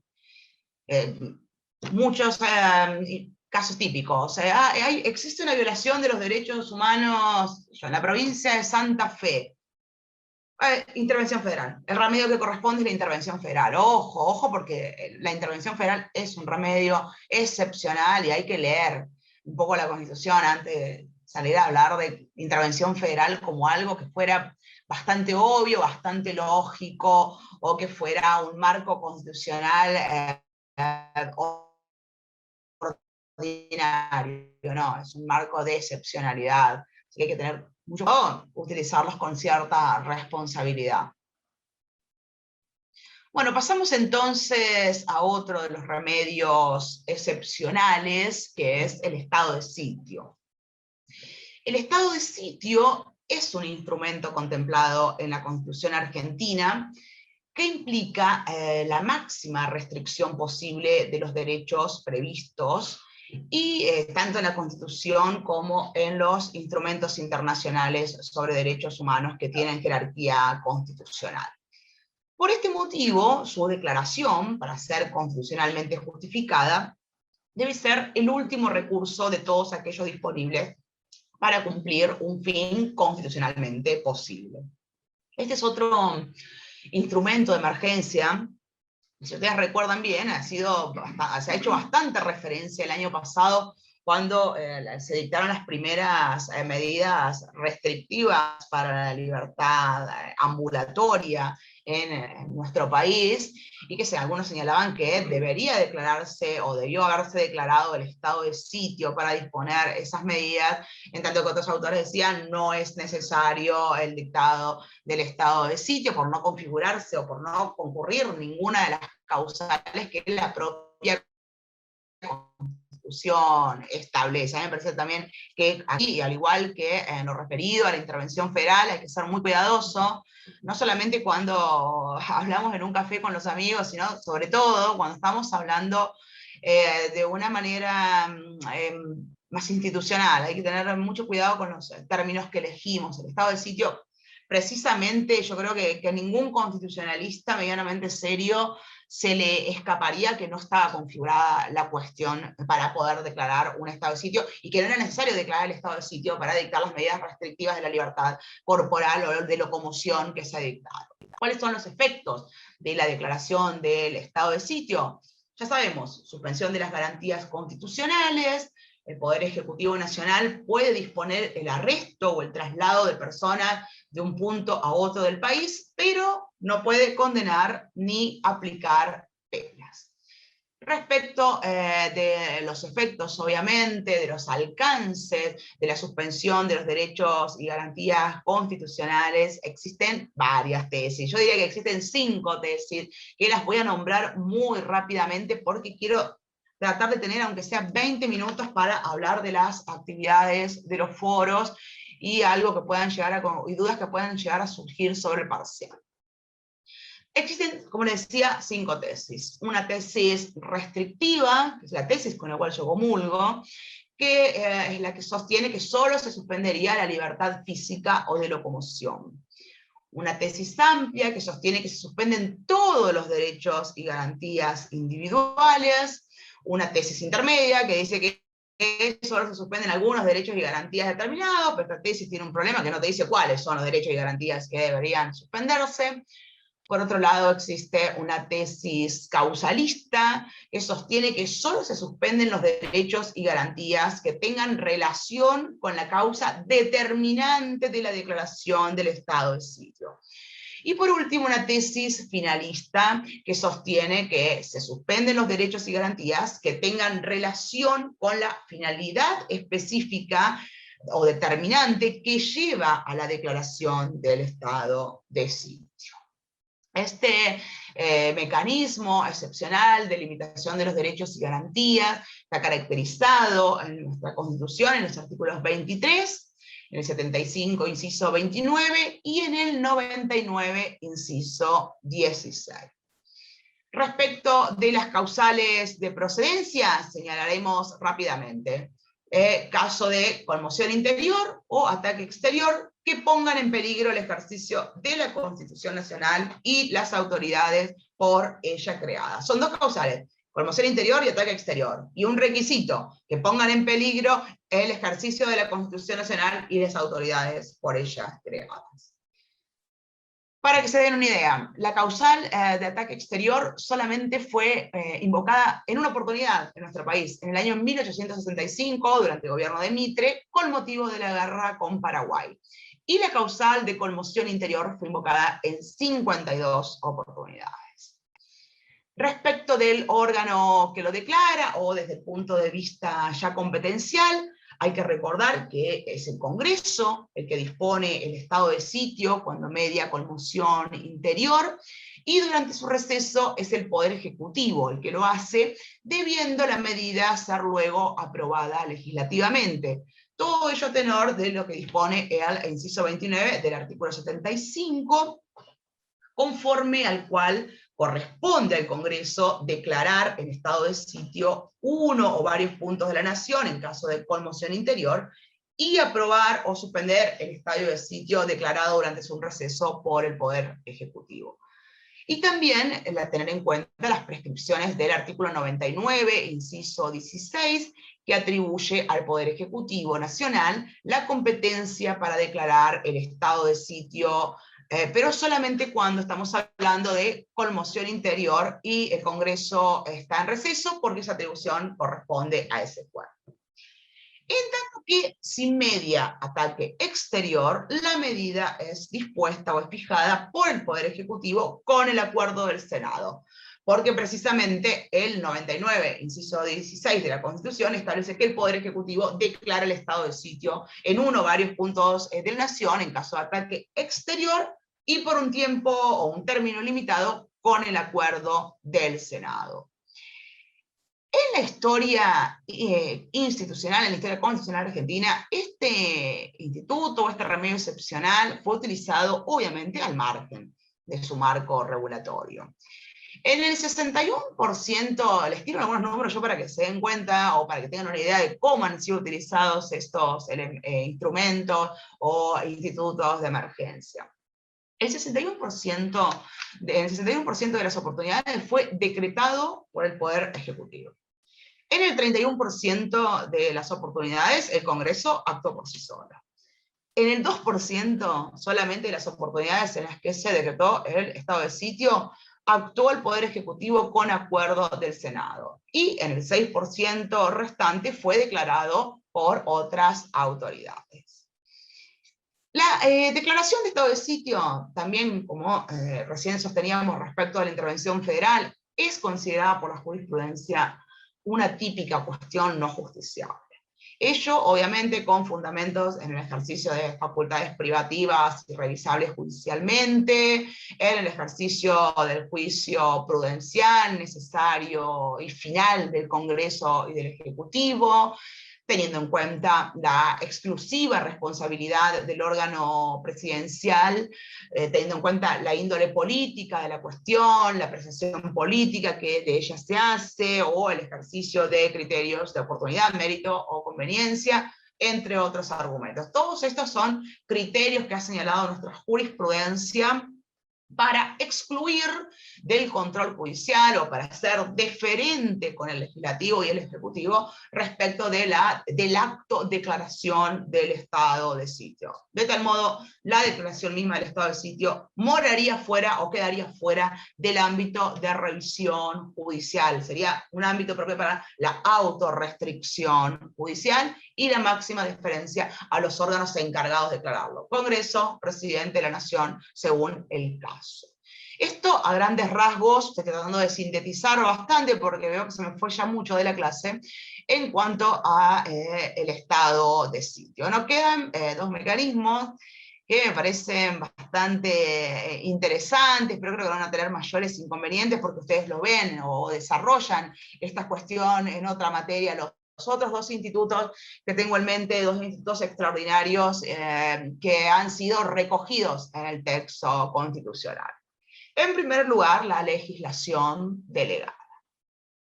Como ustedes recordarán, este instituto de emergencia fue incorporado al texto constitucional en la reforma de 1994, pero ya había sido admitido por la jurisprudencia de la Corte Federal desde el caso Delfino en el año 1927. Y la delegación, y este instituto de la delegación legislativa, fue ampliamente utilizado a lo largo de nuestra historia institucional. Consiste básicamente, o a grandes rasgos, en la transferencia de la competencia específicamente legislante por parte del Congreso al Poder Ejecutivo en materias determinadas y bajo plazos y condiciones especialmente fijadas. Este instituto está caracterizado en el artículo 76 de nuestra Constitución, como una atribución legislativa, obviamente. Vean ustedes la ubicación institucional que tiene este instituto, y en la ley 26.122, que es el régimen legal de los decretos de necesidad y urgencia, de delegación legislativa y de promulgación parcial de leyes. ¿Cómo está consagrado? ¿De qué manera fue consagrado por el convencional?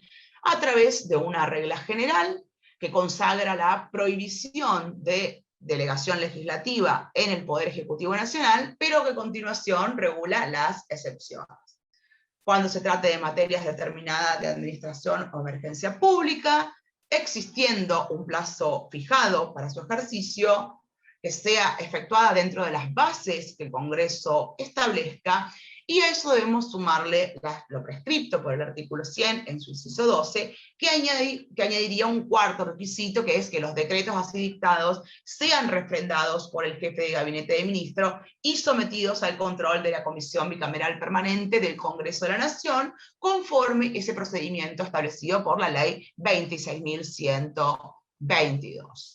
Entonces, para analizar la constitucionalidad de un régimen de legislación delegada o un sistema de delegación legislativa, tenemos que tener en cuenta ciertos presupuestos formales y ciertos presupuestos materiales, tanto de la legislación delegante como de la legislación delegada propiamente dicha. Respecto de los presupuestos formales de la legislación delegante, tiene que existir una ley marco, tiene que haber un plazo estipulado de vigencia, y tiene que estar consagrada la caducidad de las facultades delegadas, obviamente una vez que ha finalizado ese plazo estipulado de vigencia. En tanto que respecto de los presupuestos materiales de la legislación delegante, tiene que tratarse de materias determinadas de administración y situación de emergencia pública. Esto en cuanto a la legislación delegante. En tanto que respecto de la legislación delegada propiamente dicha, también nos encontramos con presupuestos formales, obviamente, y presupuestos materiales. Respecto de los presupuestos formales, hay que tener en cuenta si se encuentra vigente la ley marco. En segundo lugar, si se encuentra vigente el plazo de delegación. En tercer lugar, si se ha dado la intervención correspondiente al jefe de gabinete de ministros. Y por último, si esa legislación ha sido sometida a la comisión bicameral en los términos que dispone la 26.122.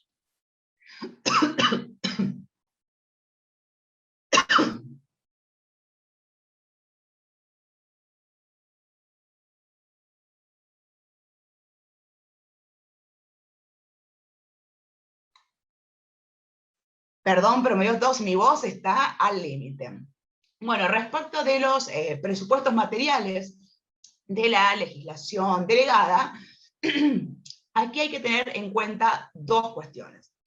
Que haya sido realizada dentro de materia determinada de administración y la existencia de la emergencia pública que habilite la delegación. Estos son límites tanto legales como constitucionales.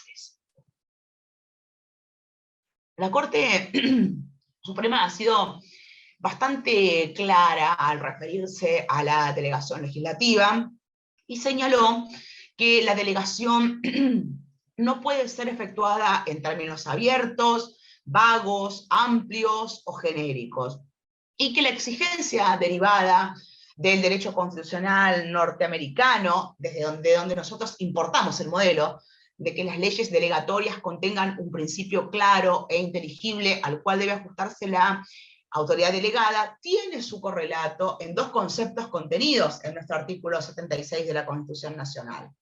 En primer lugar, el carácter determinado de las materias de administración, y en segundo lugar, la exigencia de que la actividad delegada se mueva dentro de las bases que el Congreso establezca. Esto lo dispuso expresamente la Corte Suprema en el caso Colegio de Abogados de Capital Federal. En lo que hace ya al límite material, al análisis de si si se trata de materia determinada de administración y si estamos frente a una situación de emergencia pública, cuando ustedes deban analizar esta cuestión. El fallo para hacerlo es Camaronera Patagónica. Vamos entonces al último instituto de emergencia que quisiera analizar. Y estamos hablando de los decretos de necesidad y urgencia. La reforma constitucional de 1994 también incorporó esta institución de emergencia a la ley suprema en el párrafo segundo del inciso tercero del artículo 99, dentro de las atribuciones del Poder Ejecutivo Nacional. Y acá hay una primera gran diferencia con la legislación delegada, que si bien tienen el mismo régimen marco, la ley 26.122, y tienen algunos requerimientos constitucionales similares, deben ser diferenciadas porque estamos frente a atribuciones de diferentes poderes. La facultad de delegar el ejercicio de una autoridad, de una competencia propia, reconocida en el artículo 76, precisamente está enmarcada en el capítulo relativo a las atribuciones o a las funciones del Congreso. Porque cuando hablamos del decreto de necesidad y urgencia, ya estamos en el marco de las atribuciones del presidente. Y este también debe diferenciarse de los demás decretos que puede dictar el presidente, porque ustedes recuerdan que existe más de un reconocimiento colegislativo para el presidente de la nación, o el presidente interviene en más de una oportunidad en el proceso de formación y sanción de las leyes. Esta es una institución de emergencia. Los decretos autónomos, los decretos reglamentarios, la promulgación de normas, el veto, son atribuciones ordinarias que hacen a la actividad legislativa del presidente. Esta es un reconocimiento de una atribución extraordinaria. Aquí el constituyente lo que hizo fue otorgarle rango constitucional, aunque obviamente con severas limitaciones. Precisamente esa era la idea de la reforma de 1994, cuando en sus objetivos sostuvo una reducción o un atenuamiento del presidencialismo. El constituyente le otorgó rango constitucional a una institución que había sido ejercida desde siempre por el Poder Ejecutivo Nacional. Esta institución está caracterizada, como señalé, en el artículo 99, inciso 3, a partir de su párrafo 2, y también en la ley 26.122, que establece el régimen legal de los decretos de necesidad y urgencia, de la delegación legislativa y de la promulgación parcial de leyes. La regla general establecida o fijada en el 99, inciso 3, es que el Poder Ejecutivo Nacional no podrá en ningún caso, bajo pena de nulidad absoluta e insanable, emitir disposiciones de carácter legislativo. Y a continuación viene la excepción. ¿Y cómo está la excepción o cómo está consagrada la excepción? Cuando circunstancias excepcionales hicieran imposible seguir los trámites ordinarios previstos en la Constitución para la sanción de una ley. Es un primer recaudo de índole sustantiva. En segundo lugar, nos encontramos con un recaudo de índole material, que esté prohibido el dictado de decretos de necesidad y urgencia en materia penal, tributaria, electoral y de régimen de los partidos políticos. Podrá el Poder Ejecutivo dictar decretos por razones de necesidad y urgencia en acuerdos general de ministros y refrendados además por el jefe de gabinete de ministros. Este es un recaudo de índole formal, y estos decretos deberán ser sometidos por el jefe de gabinete de ministros a consideración de la Comisión Bicameral Permanente dentro de los 10 días de su dictado. La comisión tiene también 10 días para elevar el dictamen a cada una de las cámaras a efecto del tratamiento expreso e inmediato por parte del plenario. Y en esta cuestión no se admite la sanción tácita o ficta por parte del Congreso. Sin embargo, es suficiente la voluntad de una sola de las cámaras. Esto en cuanto al trámite establecido o consagrado en nuestra Constitución Nacional. La jurisprudencia aquí fue también bastante oscilante en materia de admisión o no de los decretos de necesidad y urgencia. A grandes rasgos, nosotros nos encontramos con una primera época dominada por lo resuelto por la Corte en Videoclub Dreams, que de ahí pasamos a Rodríguez, Berrocchi, y en Guida tenemos un nuevo retroceso que deja de lado lo que expresamente la Corte con otra composición había dispuesto en Berrocchi. Luego nos vamos a encontrar con una segunda época, ya marcada por el caso Smith, en el que recuerdan ustedes, se descalifica un decreto de necesidad y urgencia por su irrazonabilidad, y también por el caso San Luis, en el que aquí es interesante porque se habla de la improcedencia de una delegación legislativa y dictado de decreto de necesidad y urgencia para un mismo objeto. Esta segunda época finaliza con el caso Cooperativa de Trabajo Limitada. Lo importante de esta segunda época es esto: el control constitucional sobre esa combinación bastante peligrosa de delegación legislativa y ejercicio también de atribuciones legislativas de emergencia por parte del presidente mediante los decretos de necesidad y urgencia. Y la tercera época, que es la que nos interesa, está dada por la vuelta a Berrocchi, por lo resuelto por la Corte Suprema en consumidores argentinos.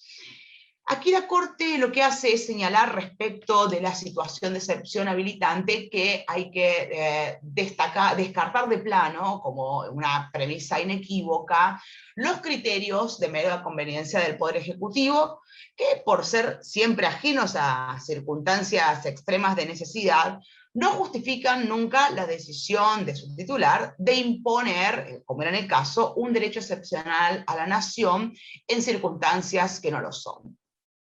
Aquí la Corte sostiene que el texto de la Constitución Nacional no habilita a elegir discrecionalmente entre la sanción de una ley o la imposición más rápida de ciertos contenidos materiales por medio de un decreto. Básicamente le dice que usted no quiera esperar el trámite de una sanción de una ley porque demora más que un decreto de necesidad y urgencia, no lo habilita, señor presidente, para dictar un decreto de necesidad y urgencia. No estamos frente a la situación de excepción habilitante. Es un fallo bastante interesante, diría que es un fallo relativamente nuevo, es un fallo que tiene incluso menos de 10 años, consumidores argentinos, cualquiera de ellos que haga un curso de reciente jurisprudencia de la Corte se va a encontrar con un análisis ineludible de esta cuestión. Esto en cuanto a los institutos de emergencia a nivel general. No sé si se les ha presentado alguna duda, o si recuerdan todo, no se olvidan de nada. Quise destacar por lo menos la jurisprudencia más reciente para que ustedes vayan ahí, vayan a lo medular, si tienen que resolver algo sobre alguna de estas cuestiones. Bueno, sin dudas, pudieron. Entonces, la clase pasada les había pedido, sugerido, que leyeran el fallo de la Corte, Gobierno de la Ciudad de Buenos Aires contra Estado Nacional por la suspensión de las clases presenciales. ¿Pudieron leer el fallo?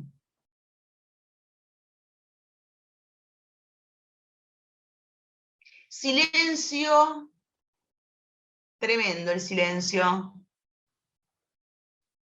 Bueno, imagino que lo leyeron, van a tener que hacer una actividad, un foro sobre esto. Yo ya estuve viendo sus intervenciones en el primer foro relativo, en el que subyacía la idea de Internet como derecho humano, como los servicios públicos como derecho humano. Por eso le habíamos dejado con Mariano material en este sentido, de los servicios, una nueva idea, que bueno, también no les diría que es tan nueva, esto de los servicios públicos como derechos humanos.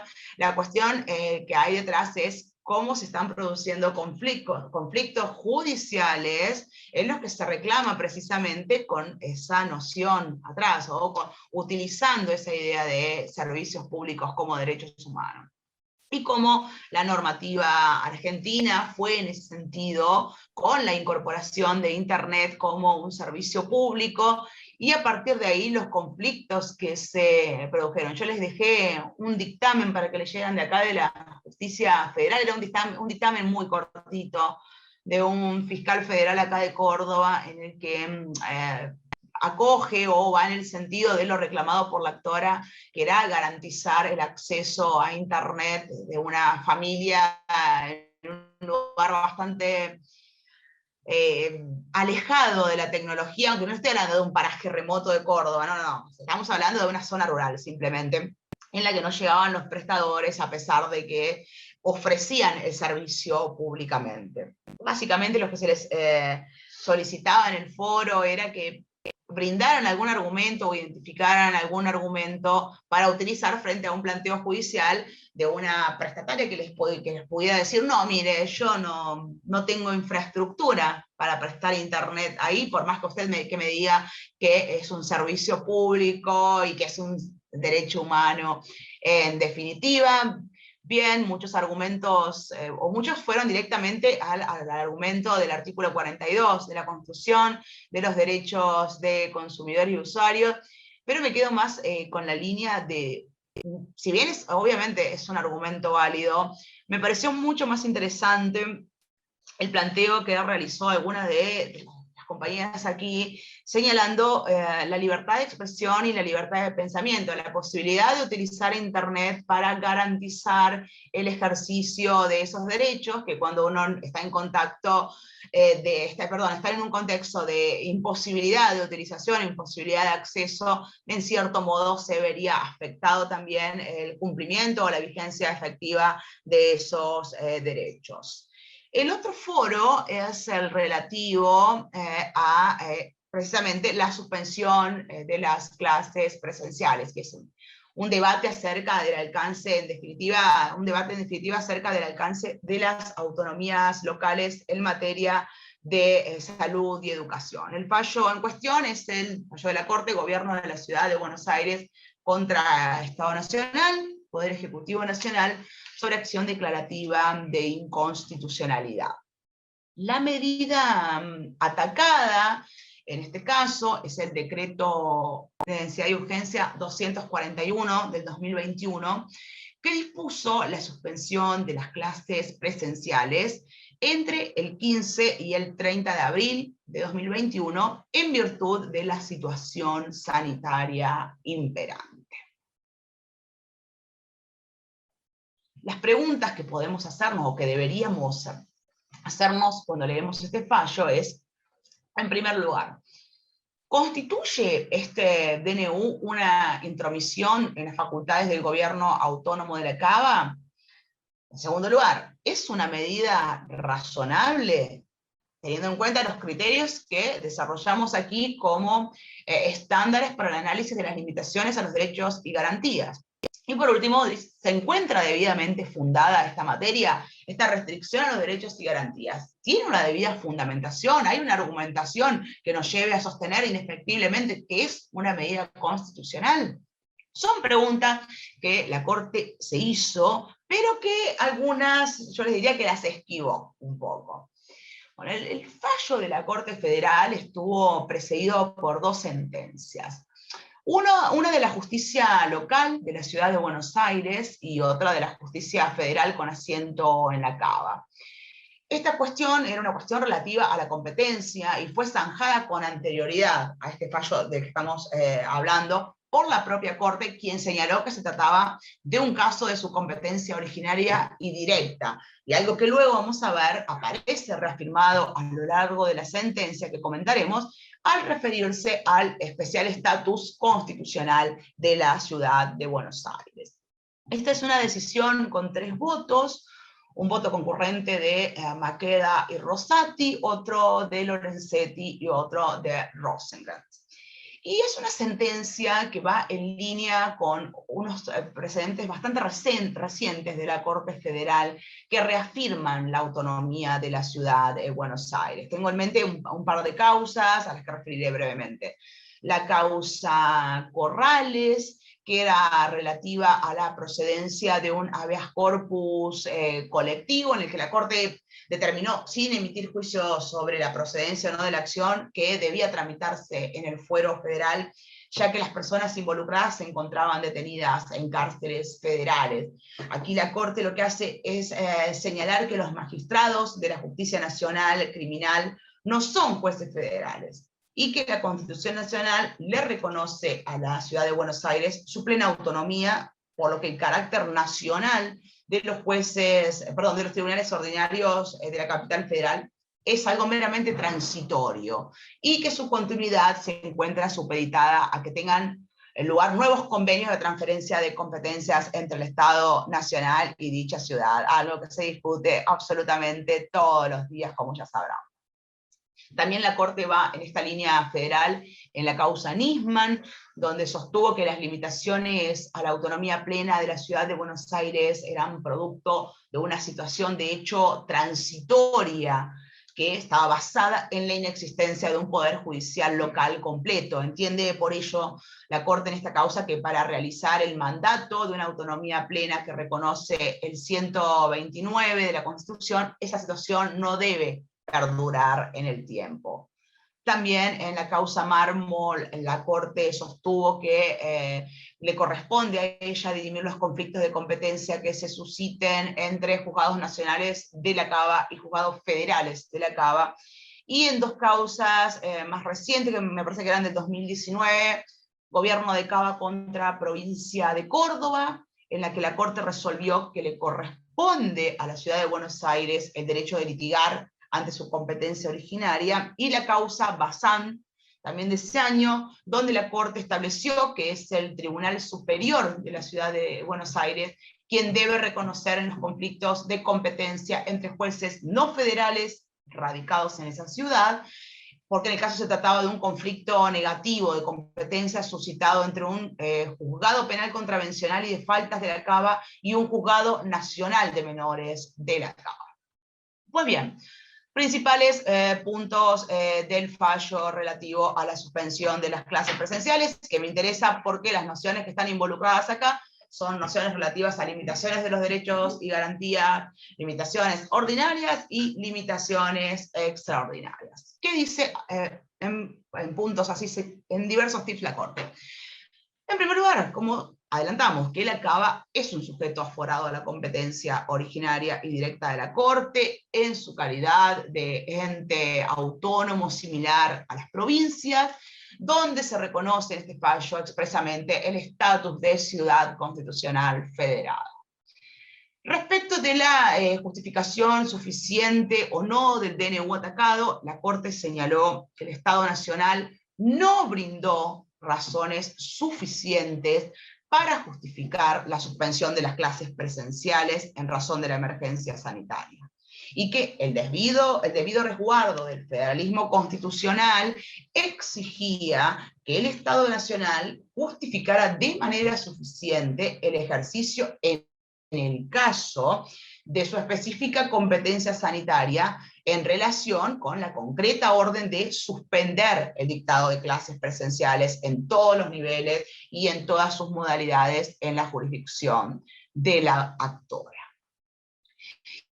Y acerca de la invocada afectación de la autonomía local, la Corte sostuvo la necesidad de profundizar un modelo de federalismo de concertación, con plena vigencia del principio de lealtad federal, que constituye precisamente la base de las relaciones entre los diversos actores de este modelo. En el paradigma o el modelo argentino, las facultades en materia de educación y salud son concurrentes. En términos generales, y esto es sostenido por los 4 jueces firmantes con diferentes alcances, con diferentes matices, pero también señalan que deben tenerse en cuenta en el marco de la emergencia sanitaria, conforme a estos principios de buena fe, de lealtad federal y de concertación, para eventualmente considerar si existe algún menoscabo a las atribuciones de los gobiernos locales en estas materias. Y en este contexto, dice la Corte que la definición acerca de la modalidad de las clases corresponde en principio a los gobiernos locales. El Estado Nacional puede regular de manera concurrente en esta materia, pero no puede suprimir o menoscabar esa atribución constitucional de los gobiernos locales. En definitiva, el Estado Nacional solo podría regular el ejercicio del derecho a la educación de modo concurrente con las provincias, estableciendo las bases, pero no puede normalmente sustituirlas ni decidir de modo autónomo, apartándose del régimen legal vigente, que es el régimen de la Ley 26.206. En su voto, y esto me parece muy interesante, Rosenkrantz examinó el alcance del poder de policía de emergencia, me parece que es el voto más desarrollado en este caso, ténganlo en cuenta, sobre todo cuando vayan a realizar la actividad del foro. Y en esta circunstancia, Rosenkrantz sostiene que puede recurrirse a remedios que no son válidos en épocas de normalidad. Sin embargo, también afirma que la emergencia no es una franquicia para ignorar el derecho vigente, sino que encuentra límites formales y sustanciales en la propia Constitución. Y por tanto, las medidas que limiten derechos deben ser acotadas temporalmente, deben ser medidas razonables y medidas que deben estar debidamente justificadas. Entonces, en ese contexto, la Ciudad de Buenos Aires conserva su poder de policía en temas educativos, de salud, salubridad pública, organización y funcionamiento de las instituciones educativas. Esto, en definitiva, implica la no intromisión del Estado federal en facultades que corresponden al gobierno autónomo de la Ciudad de Buenos Aires para dirigir el funcionamiento de su sistema o de su modalidad escolar. Y las autoridades de la República deben observar y acatar el orden institucional y el sistema institucional democrático garantizado por la propia Constitución Nacional. Es un fallo, yo lo resumí mucho acá porque no tenemos más tiempo, pero ustedes trabajarán en el foro. Es un fallo interesante porque hay varias cuestiones que se plantean detrás. Por ejemplo, era un fallo que cuando la sentencia, la Corte saca su sentencia, su resolución, ya había devenido en cuestión abstracta, obviamente. Pero la Corte tiene una doctrina de intervenir cuando existe una susceptibilidad de repetición. Por ejemplo, lo hizo así ya en el caso Bussi, lo hizo en el caso Fall. La Corte, en definitiva, al respecto, señala que va a intervenir en esta cuestión porque las circunstancias que examina pueden prorrogarse o pueden repetirse en el futuro. Entonces se entiende que su pronunciamiento no solo no se ha vuelto inoficioso, sino que debe orientar desde lo jurídico, y ahí recalcan, no desde lo sanitario, las futuras decisiones que puedan tomarse en este sentido. O sea, o dicho de otro modo, no se trata solo de ponderar una decisión temporaria y circunstancial, sino dejar establecido un criterio rector de relevancia institucional en el marco del federalismo argentino. En cuanto al fallo de la Corte respecto del cual ustedes deberán trabajar. A modo de conclusión, yo cuando leo el fallo, es un fallo largo, pero creo que en 3 renglones pueden sacar una conclusión muy interesante, que es una conclusión que sale de todos los fallos relacionados con limitaciones a los derechos y garantías, de que la respuesta a la emergencia no debe buscarse por fuera de la Constitución, sino precisamente en la Constitución, porque la Constitución es la que configura o el marco de validez y de legalidad para todas las medidas que se dicten en contextos de emergencia, así como las limitaciones ordinarias a los derechos y garantías deben respetar los estándares que establece la propia Constitución. Lo mismo ocurre con las instituciones de emergencia. Precisamente están en la Constitución esos institutos de emergencia para evitar que todas las medidas que se dictan frente a la situación, frente a lo fáctico, al hecho de la emergencia, sean declaradas inconstitucionales o eventualmente sean inconstitucionales. Entonces la respuesta a la emergencia, el hecho fáctico de la emergencia, debe buscarse dentro de lo normativo, de ese marco normativo brindado por la propia Constitución Nacional.